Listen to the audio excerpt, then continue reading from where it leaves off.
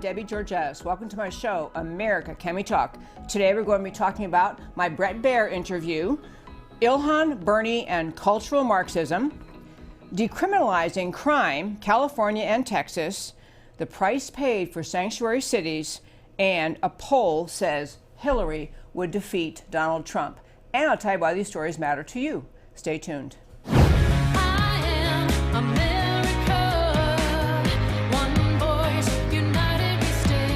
Debbie Georgatos, host of America Can We Talk, is an author, attorney, and political analyst whose mission is to inspire the American political conversation about preserving liberty in the best country on earth. And welcome again to America Can We Talk? I'm Debbie Georgatos. Last Friday, on my non-show day, we had a great event in our home.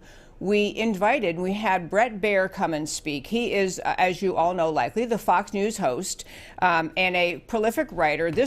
He did a book talk at our house and then sold his books. But this is the book I want to share with you that I interviewed him about. It is called 3 Days at the Brink, FDR's Daring Gamble to Win World War II. So first, I'll just show you a quick map, the very wonderful, back from vacation. If you can show our listeners, we have some quick pictures from the event at our home. There's Bret Baier in our area where we do interviews in our home. And, it was fun to interview him. He's a really just friendly, nice, thoughtful guy. And that's my husband and myself with Bret Baier. Okay, I want to tell you, though, the lessons for America Can We Talk that came from this book review. The book is basically about the Tehran Conference, which was a conference in 1943 held between FDR, Winston Churchill, and Joseph Stalin. The three of them got together in Tehran to discuss what they were going to do, what the world was going to do to stop Hitler, to stop the Nazi expansion, as in 1943 was wildly ongoing. There had been pressure from Stalin to push the Allied forces, the Brits and America and others, to do a front, pushing in, as ultimately was done on D-Day, pushing in toward France. The Allies had been worried prior to that time. They didn't have sufficient troops. Obviously, America's hung up working in the Pacific, trying to fight the Japanese. But the conference, obviously fraught with all sorts of the unknowns, the concerns, and honestly, a lot of mistrust between Churchill and FDR as opposed to Stalin. Stalin, at that point in 1943, had already literally killed millions and millions of his own people. Churchill and FDR knew this about Stalin, but they needed him. So it's a great book, a great read. But the lessons I want to share with you for America Can We Talk from that event and from the book really are several. One is, it is a tremendous asset to understand history. For the American people to understand history, understand what all the consequences were, the various choices they made, the decision finally to go ahead with D-Day, which was, of course, one of the most heroic and overwhelmingly it was a desperate and very, very dangerous day for the American troops and the other allies, and just tremendous loss of life. That real patriotism that just said, we're going to go in and we're going to do this, and we recognize many of us won't make it out. Those young men, going to beaches of Normandy, had no idea if they'd make it out. But that patriotism, that fervor, that recognition, sometimes there is something worth fighting for that may even take your own life. Sometimes you have to stand up for liberty. The other lesson is, just because we haven't been taught these things in public schools, sadly, in the recent decades, we'll be talking about later in the show, we've had kind of an onslaught in the American culture, in our public schools, in academia, that demeans American history, that fails to glorify and fails to even tell the accurate story of the greatness of America, what the American people and the American military have done over decades in defending freedom in this world. We don't teach that enough in public schools. And because we do not have sufficient education in the public schools over what Americans have done in history, we have Americans today too easily duped into thinking America is an imperial power, is a bad country, has a bad history. The ability of the American left to sell socialism in this country is due directly to our failure to educate our students about the virtues, the greatness of freedom, what freedom has wrought in this country, what free markets have wrought, what bravery and standing up for liberty has brought to this country. Another point that got discussed at great length, and I'll just, we assume in our country, okay, so we have millennials who are ignorant and don't know a thing about American history, do not have a sense of America's greatness. We have members of Congress who don't know America's history, don't understand America's greatness, don't understand the Constitution, don't recognize if you do not follow and uphold the Constitution, this whole extraordinary experiment in human liberty will fail. We have members of Congress just as ignorant as young millennials. In fact, senior members of the Senate, such as Bernie Sanders, no clue about the virtue and greatness of America's history, no clue about the importance of standing up for liberty, and that sometimes liberty is worth fighting for, and that there is a difference between the freedom and the abundance and greatness and goodness of America and the repression and the evil and the horror of socialism and communism, because people don't know that. They get sucked into really, really bad ideas. Closing out this first five on Bret Baier, I want to encourage you, not just this book, but Bret Baier actually also wrote, this is his third book. He wrote 3 Days in January, Dwight Eisenhower's Final Mission. He wrote 3 Days in Moscow, Ronald Reagan and the Fall of the Soviet Empire. And now this book that I got to interview him about, 3 Days at the Brink, FDR's Daring Gamble to Win World War II. And this Christmas time, this most recent book is also available in a young readers format. And I guess I haven't seen them, but Bret Baier was telling the people at our home on Friday, available as a set or individually, books that retell these stories at the grade level at basically 8 to 13 years old. So young readers can begin to grasp the importance of America's history. It was a really exciting and kind of a America-affirming conversation to recognize that there's a tremendous amount of American history not known that is just wrapped up in all the kind of old glory days we ignore and don't remember well enough and don't honor well enough, that we end up in a country where we could actually think that maybe socialism and communism are great answers. They are not. They are the source of human misery. I want to turn now and talk about Ilhan. Speaking of people who bring human misery, and Senator Bernie Sanders running for president, Ilhan Omar, Bernie, and cultural Marxism is what I wanted to call this segment. I want to start with the very wonderful Matt is back after vacation, and I have a clip. This is a clip from a rally in Minnesota. And in Minnesota, Bernie Sanders, Democrat senator, now running for president again, and he gave a rally, he had a rally in Minnesota. Ilhan Omar, the Democrat first-term Muslim immigrant from Somalia, Muslim refugee, Somalian Democrat, member of the U.S. Congress, gave this introduction to Bernie Sanders. And before you start it, Matt, one more thing I want to say. If you go to our website, americacanwetalk.org, and on the homepage under shows, at the top of the homepage under shows, drop down list of links, there's a link to this little blurb, but it actually links to the entire presentation. It was a very long thing, but she spoke to this crowd of hysterically, exuberantly excited Minnesotans and tore down everything you can imagine about America's history. We're going to play just one little segment of her introduction, but I urge you to listen to the whole thing if you can. But here she is, Ilhan Omar, introducing Bernie Sanders. We realize that recognition isn't about punishing our political foes, but leading within a moral obligation.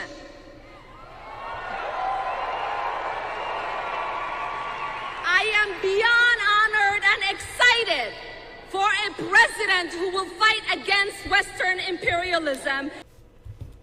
Okay, she's introducing the man who would be president, Bernie Sanders. And I'm going to give you in a moment the other things she had to say, but I want to put it in the context of cultural Marxism in just a moment. She's introducing this guy who wants to be president by telling the audience, who were hysterically on their feet cheering and clapping, that she wanted to stand with Bernie Sanders because he is going to stand against Western imperialism. Other little gems from her introduction of Bernie Sanders included the argument that we need to simply welcome all refugees. If people come in caravans, they want to come to our country, we must let them in. We must welcome all refugees. No discussion of how in the world, what their status is, how in the world we're going to actually assimilate them, how in the world we're going to provide them a path forward in America, except, of course, becoming recipients of welfare. No discussion of what citizenship standards they, if any, may apply. No notion of what the refugee law says and whether any of these people who want to cross our border meet the refugee standards in law. It was basically, if they want to come here, they can come. She also talked about basing America's foreign policy on an understanding of universal rights. She never defined that term, but she used it over and over and over, universal rights, which basically, I'm going to tell you folks, means anything the left wants to do is going to be described as a universal right. She talked about free health care for all as a basic human universal right. And I'm telling you, everything she said, they were on their feet chanting and clapping and cheering and waving Bernie signs. The idea that free health care for everybody is a right. The last thing I'll tell you that she mentioned, and I really do encourage you to go listen to the introduction yourself. I mean, it will be upsetting, but I'm getting at the idea. This is not someone ranting, and she was ranting and raving like a left-wing lunatic, but they had an enormous venue packed to the gills, and people exuberantly excited, on their feet, screaming and cheering. The last specific I want to give you that she had to say that I just found very troubling, and I think all of us should really take serious pause and think about, is, you know how when there are Trump rallies and sometimes people will kind of because of something he's saying or some issue he's discussing, they'll almost spontaneously go into a chant of USA, USA. They're cheering for America.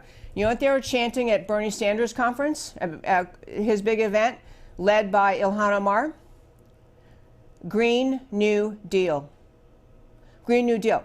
We've talked about that in the show. The Green New Deal has almost nothing to do with the environment. It's given the name green because then you get a whole bunch of leftists going, oh, yeah, green, I'm green, I love green. The Green New Deal is, and you need to read it yourself if you doubt an iota what I'm telling you, the Green New Deal is simply the communist takeover of America. It is nothing less. It is a complete control over America's economy, over every aspect of American life. It is a control over housing, control over income, control of every aspect of human life. And this audience, hopefully ignorantly, was chanting Green New Deal. Did it twice in the portion of the thing that I listened to. So I want to get at today not what's so wrong with Bernie Sanders or Ilhan Omar, but I want to talk about how did we get here? How do we get to a place in 2019 in America that a Democrat socialist is a serious contender for president? He can produce crowds of the size if you watch the video, you see it was a very big audience. How did we get here to where you have someone running for the presidency who's promising to eliminate all college debt, make college free, pay for your health care? What Bernie Sanders, he may use a friendly sounding term like democratic socialism because that makes it sound nicer. That's not really the evil of socialism, it's democratic socialism. What Bernie Sanders would do if he won the presidency and put in place the policies he wanted to have, America would be gone. You might say that's a little bit of hyperbole, don't you think? No. If he got his way, if he got everything he wanted, the freedom of America would be gone.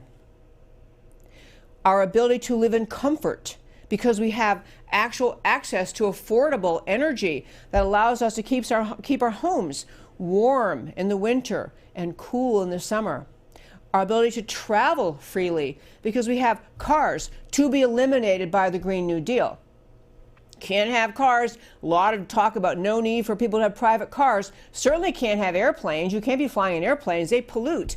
This is a complete, and I'm not using the word lightly, communist takeover of America in the form of a very friendly sounding Democrat socialist. And I want to talk about how we got here in the context of talking about cultural Marxism. Now, many of you, I can tell you from the emails I get and the comments I get, I know that that many of our listeners are very, very well informed. You are not people who are just fly-by-night political types. Seriously well informed, seriously concerned about America, seriously patriotic and loving the idea of America and the idea of liberty upon which America was founded. I know you're serious patriots, and so you've probably heard the term cultural Marxism. But I want to walk through these ideas just to get you to understand the reason Ilhan Omar is able to stand on a stage and tout and get just an enormous amount of excitement out of the audience by claiming we're going to take over the healthcare system, we're going to make healthcare free for all, we're going to take over the education system. And she didn't go on this plank, but she said she endorses Bernie Sanders, who does do this. You know, all college is free, all college debt your loan is immediately eliminated, is fixed, is taken away. It is simply, this is a person in the form of Bernie Sanders telling you he will take complete control of America. He will take complete control of the economic system. He'll take complete control of the education system, of housing. Oh, his plans for housing scare you to death. But I want to talk about cultural Marxism, what that term means. People throw around the term cultural Marxism in a little bit of a cavalier way sometimes. And I want to be sure to get at, because it helps us understand how we got here. So we had Karl Marx, of course, and he and his buddy Engels wrote the Communist Manifesto in 1848. Karl Marx actually thought that once he and Engels, pretty much two unemployed people, never did a thing in their lives, but two of them wrote this Communist Manifesto, they thought that once they exposed how the proletariat, the working people, were being repressed by the bourgeoisie, you know, the middle class, the property owners, there would be a spontaneous uprising around the world, that the working people of the world would lock arms, would unite, would explode in revolution. That once the Communist Manifesto is out there, that people all over the world would say, oh my gosh, we've been repressed, we stand up, we want communism, we stand up, we're going to be the workers' revolution, we want, the first step is socialism. This is what he thought. Karl Marx thought would happen. Reality dawned on him and his followers very quickly when they realized that actually the only place where the socialist idea, the idea of the government owning the means of production, the government owning everything, the only places it was working was where there was a massive, violent, repressive takeover by the small cadre of socialists and communists leading it and forcing it on the people. The people were not interested. The people became victimized, is what happened. So you had the Bolshevik Revolution in Russia in 1917. You had, Stalin very early on involved there, not at the time, but shortly afterwards. By the time, by the way, you get to the Tehran Conference, 1943, Stalin's been in charge for whatever number of years it was, and Stalin had killed millions of his own people. Interestingly, by the way, one thing in Bret Baier's book, because Stalin first talked about how he loved Marxism and he wanted to help the people, lift the people up, he had people shocked. I mean, his followers could not believe that Stalin, this great guy, was killing his own people. He's supposed to love the people. How could he be doing this? But what dawned on the lovers of the theory of socialism and communism under the Communist Manifesto was that nobody really wanted this idea, and the only way to impose this idea, the only way to force this idea into cultures and countries in this world was pure, brute, military, violent force. And this shocked people, people who thought that Marx and Engels had figured everything out. We're all going to be free, and it's going to be wonderful, and everything's going to be fair and wonderful and great. They could not believe the idea that the most communist successes that occurred were not spontaneous uprisings, but in terms of one author, the point of a bayonet. Even in Russia, there was not a exuberant spread of a workers' revolt and workers' rights that spread communism from Russia into the Eastern Bloc countries. It was, again, pure brute force.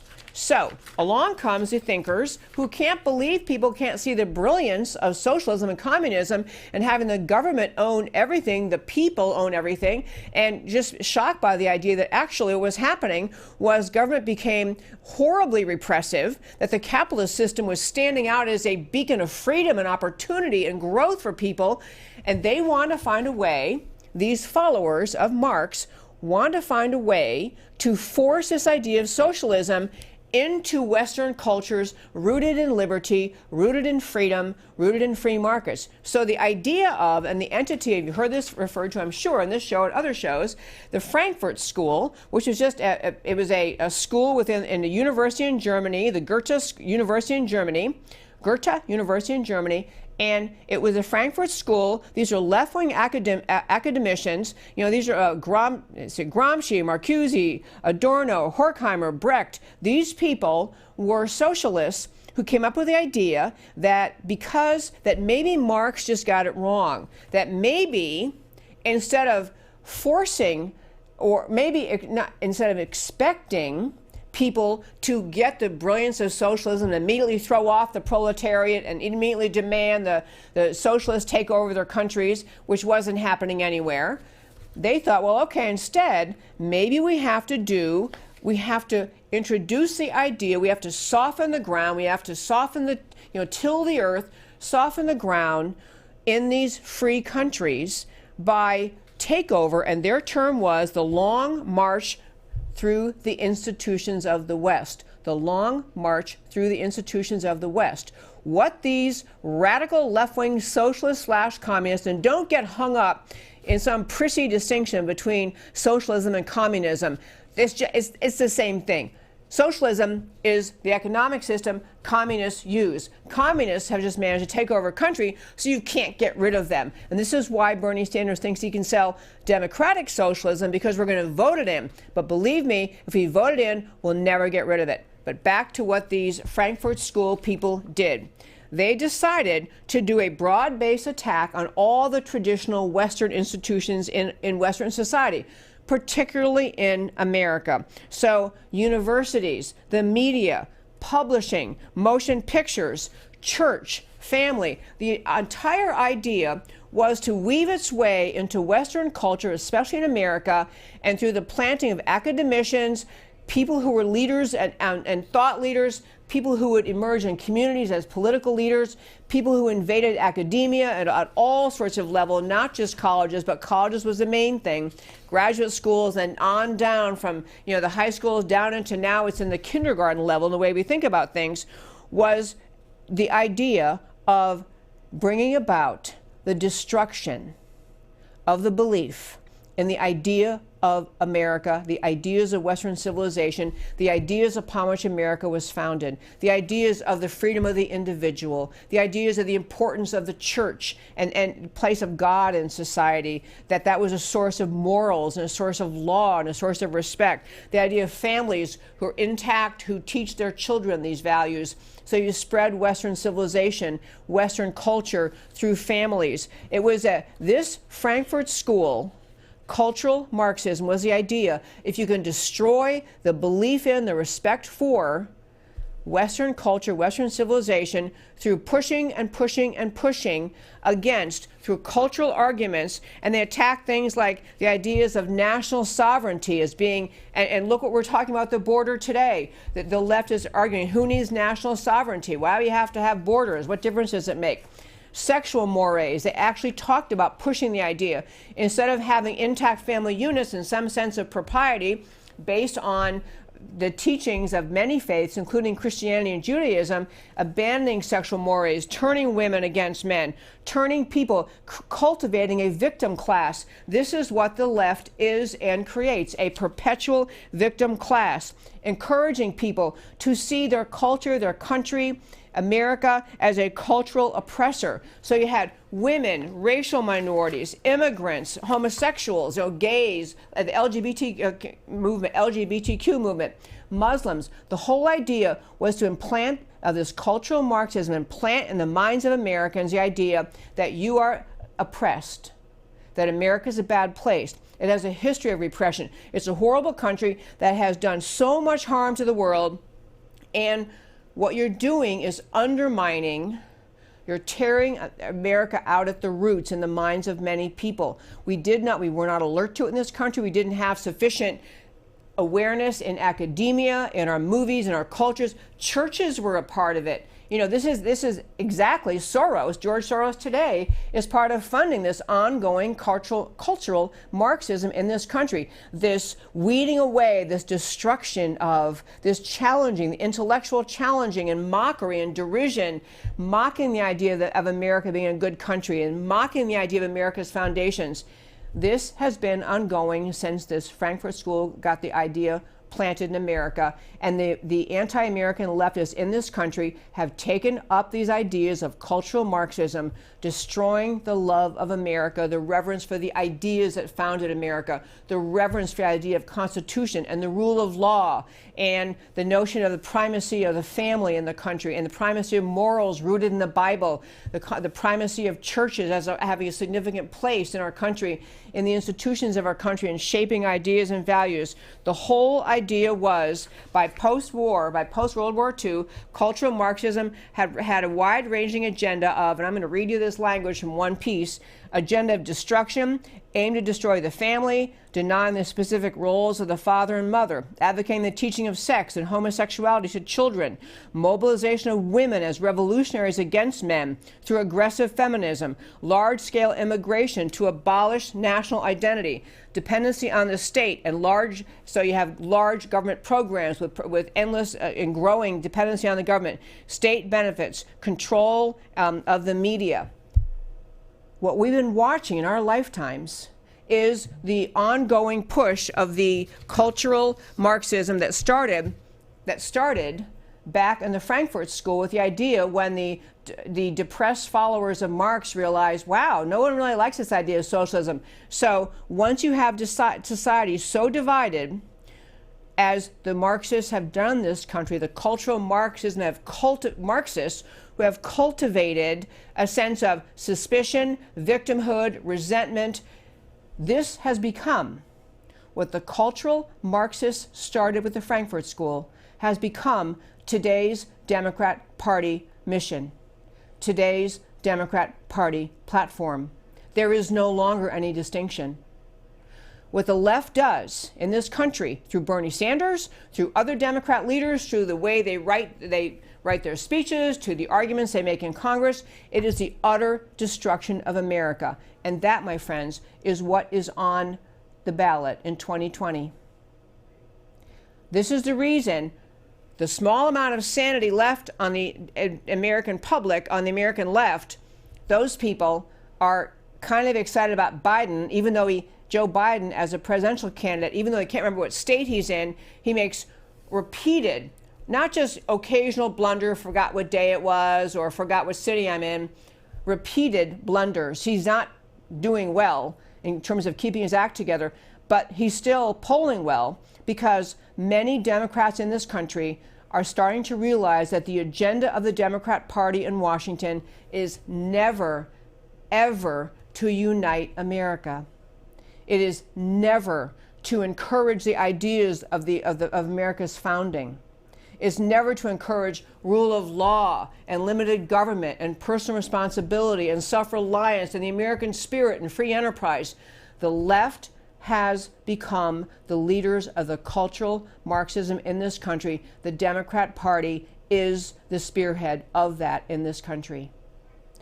So when you listen to Ilhan Omar ranting and raving about everything the government should provide for free, the way socialists always sell their mission to take complete control of a country and a culture and a society and a people, they sell it by saying, we want to take care of you. We want to help you. We realize you need our help. You can't possibly make it on your own. And so they sell their complete tyranny they have in mind with a message of, we care. We want to help. We see you're needy. We want you to realize we recognize life isn't fair.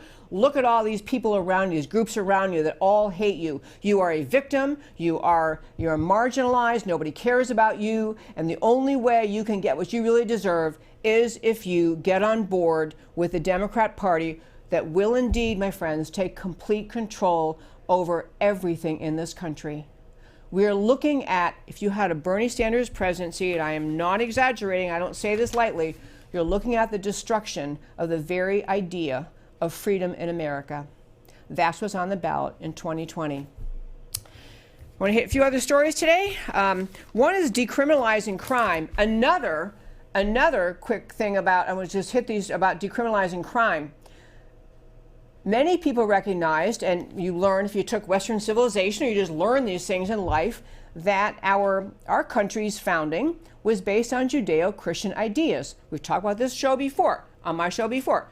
Which includes complete freedom of religion. You can have religion, no religion at all. You can change your religion.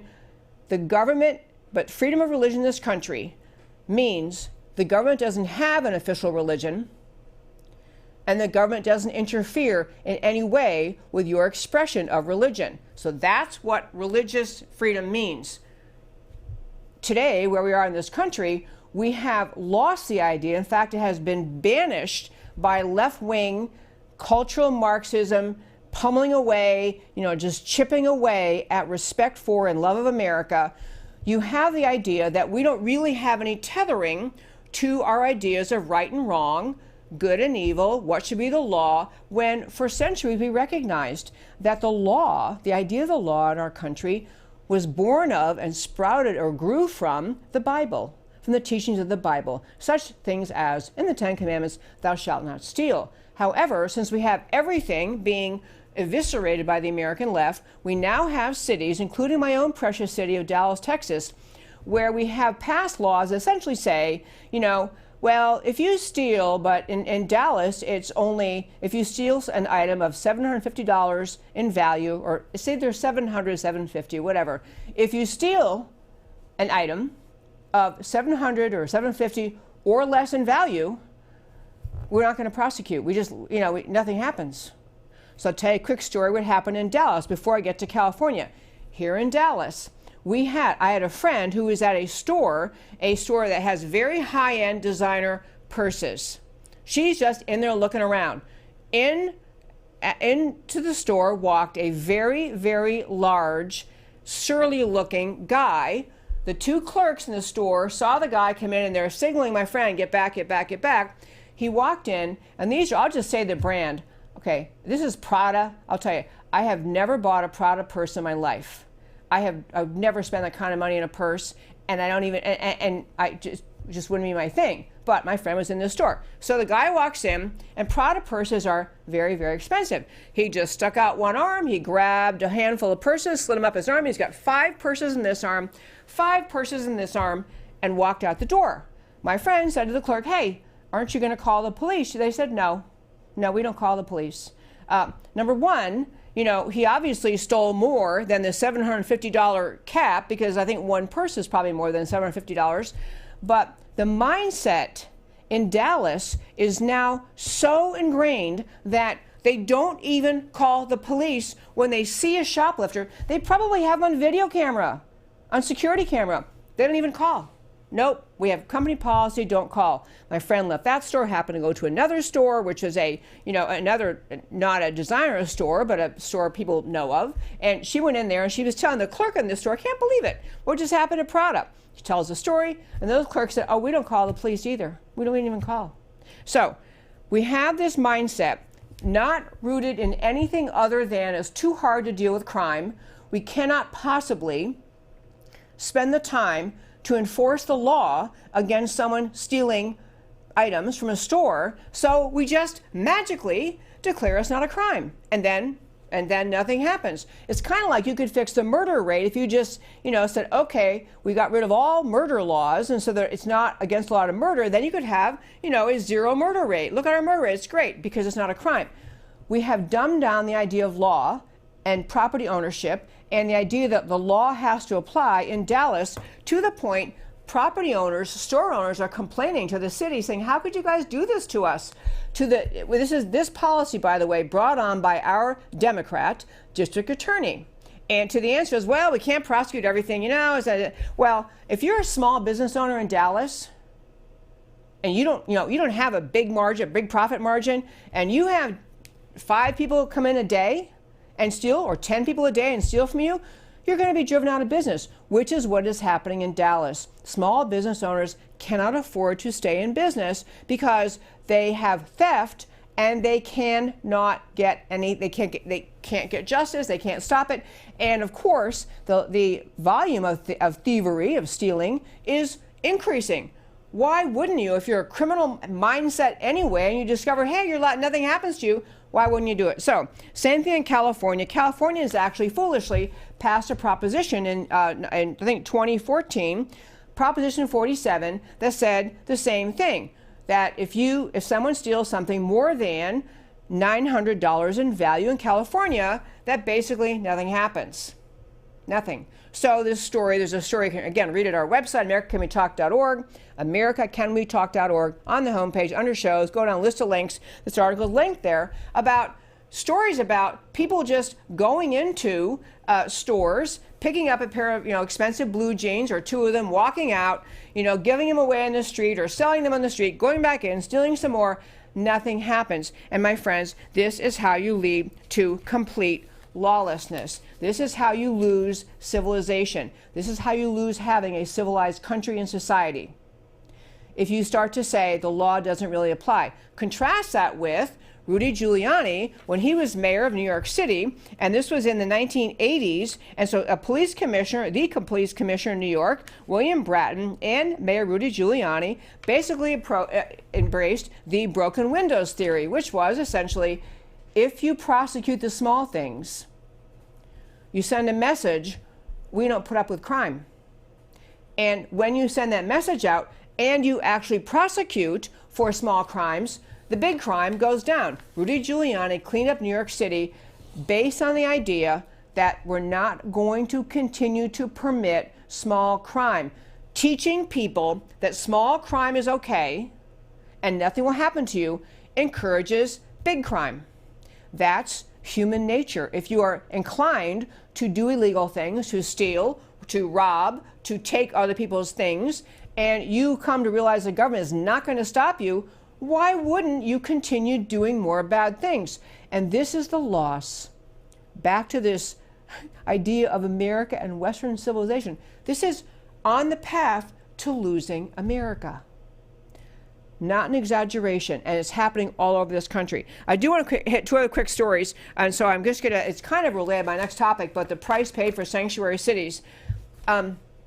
Sanctuary cities just refers to cities where Democrats have decided that the federal laws relating to deporting people who have no legal right to be here will not be enforced in their cities.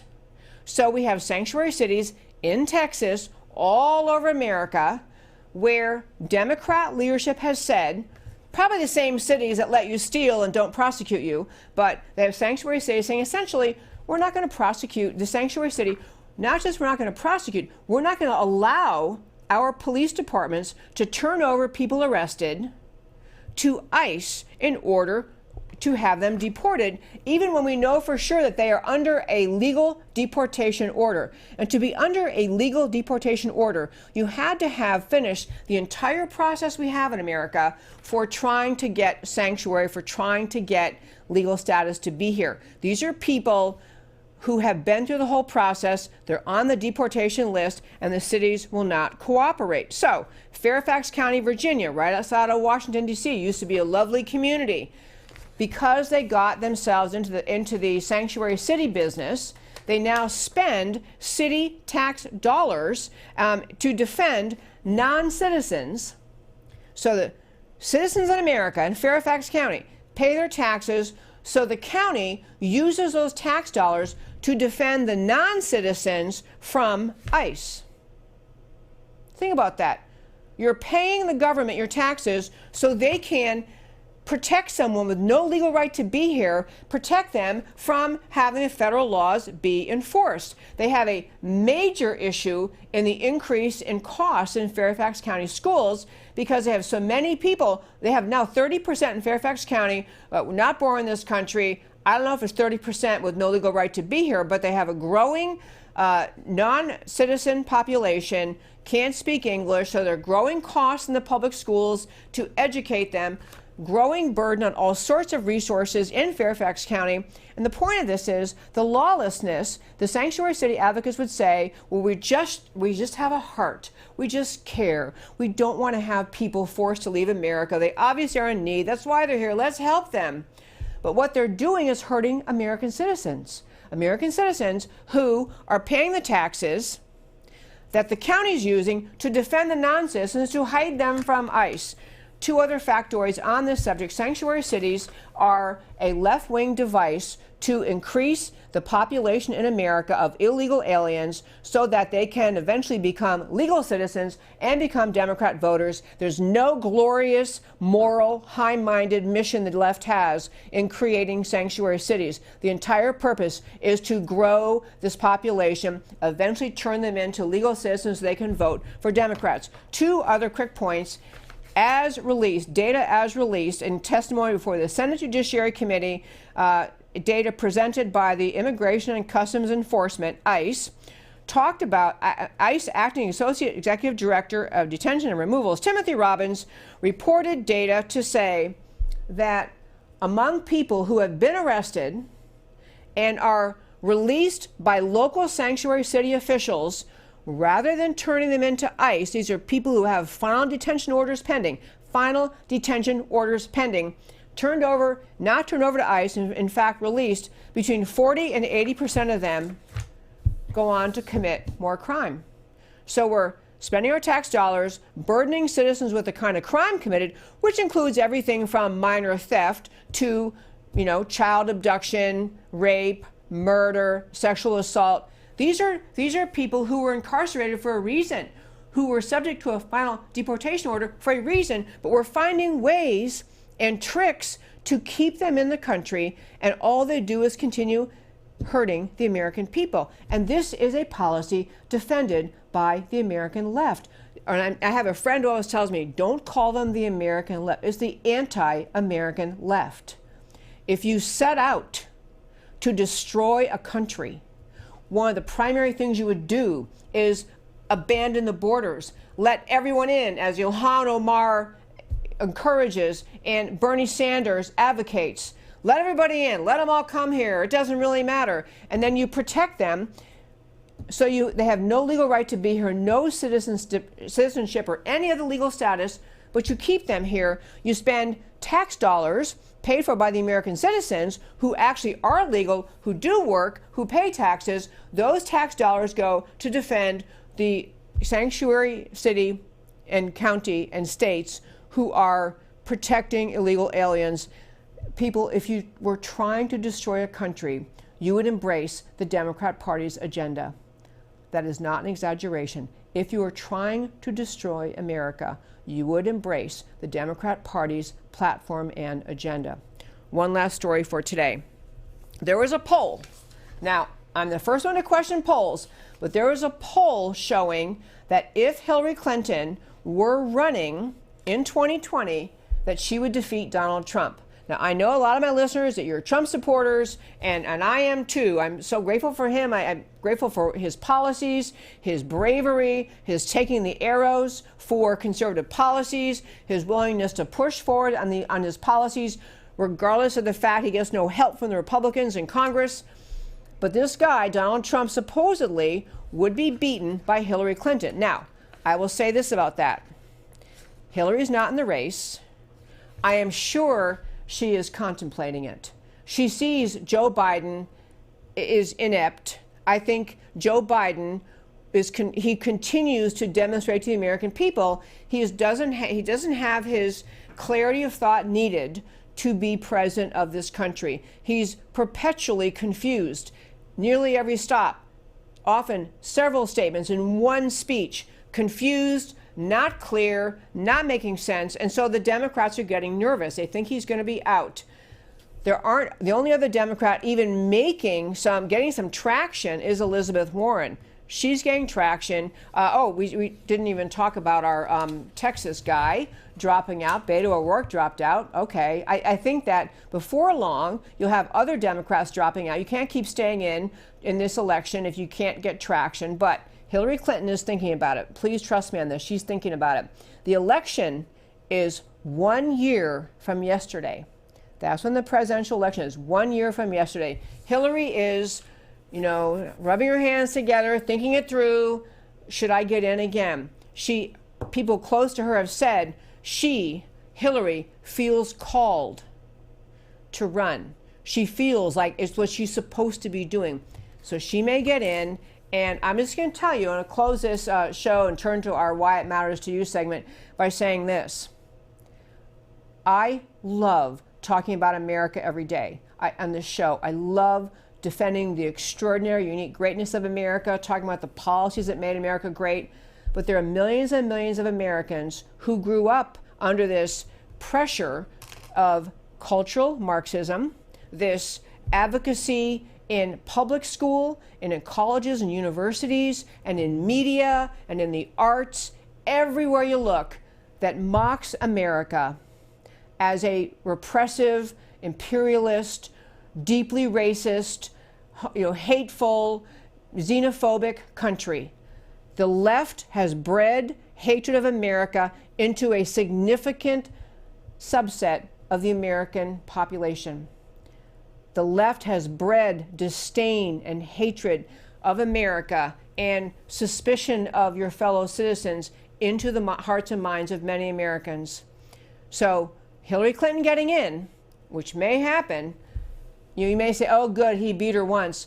We have to be on our A game, on the America-loving, America-supporting, patriotic side of loving and protecting this country.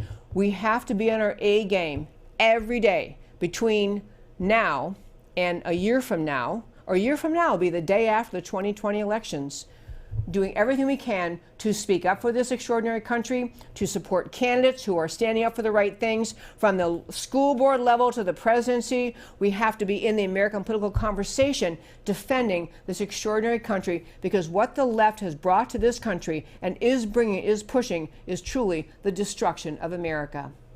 And now I'll turn to telling you why the stories we talked about today matter to you. We talked about on this show today, Ilhan, Bernie, and cultural Marxism.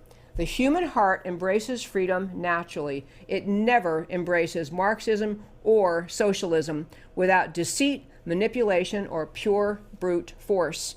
Cultural Marxism, brought to you by the Frankfurt School and thousands of anti-American leftists, has been at work for decades in this country. This is the long march through Western institutions, falsely describing America as something to hate and destroy.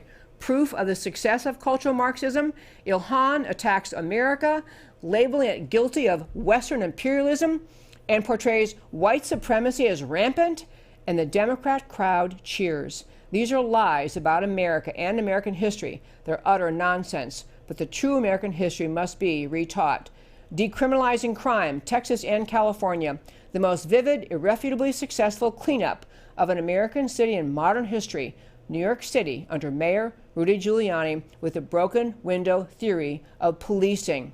Start with the low-level, crack down on little crimes, and the big crimes will decline too. There is self-enforcing value to a citywide atmosphere of law and order. The exact opposite public policy is now being pushed in Texas and California. No prosecution of thefts below $950 in California, $750 in Dallas. The exact opposite results will follow in Texas and California. We excuse lawlessness at the lower levels, and lawlessness will and is expanding at every level. A state, or citywide atmosphere of lawlessness will be a catastrophe for all of us. Policy matters. Americans must wake up. The price paid for sanctuary cities and why it matters to you. Taxpayers are funding state-organized resistance to federal law and ICE efforts, societal costs of illegal alien crime and recidivism, and educational costs, and many other costs. A societal atmosphere condoning lawlessness harms everyone. There is nothing good or noble about such sanctuary cities or states. America pays a price for sanctuary city policies. Dems must pay a price at the ballot box for supporting them. And finally, the poll. Hillary defeats Trump. I didn't read you the numbers. It doesn't matter, but it seems that the poll said that will be true. Don't fear, but don't forget. Polls by the mainstream media are always suspect. They're trying to create clickbait and ratings. What your eyes see at Trump rallies versus Democrat events are not lies, they are reality. But turnout in 2020 will matter, and the Dems' leftist fringe will be motivated. However, just a good little bit of news here. Trump's November 1st rally in Mississippi, parallel results in Texas. 27% Democrats, 20% Black Americans, 24% voted once or less in the last 4 elections. America is not, and I truly believe this, is not as evenly split as the mainstream media wants you to believe. But don't forget, Hillary apparently won the 2016 popular vote. Take nothing for granted. And that, my friends, is America Can We Talk for today. Please tune in every Monday through Thursday, 3 p.m. Central Time. Like this page on Facebook. I'd so appreciate that. Comment, subscribe on YouTube, follow me on Twitter, and most of all, tune in every day to America Can We Talk, where I always talk truth about America, because America matters. I'll talk to you next time. Like a crashing wave. Can you hear us now? America Can We Talk? Truth about America. Can you